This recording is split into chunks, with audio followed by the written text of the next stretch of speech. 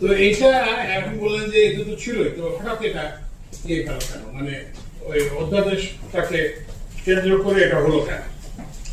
তো এইটা হয়েছে, আমরা দেখলাম যে এখানে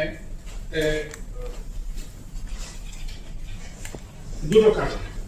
এখানে দেখা গেল যে এই অধ্যাদেশটাতে কিছু মৌলিক ত্রুটি আছে।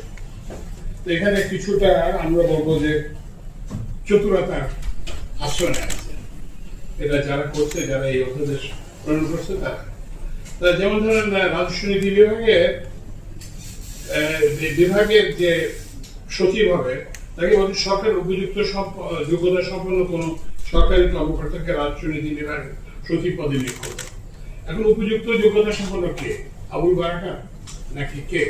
এতে যে কোনো লোককে আপনি সচিব করতে পারবেন। এইটা একটা সমস্যা।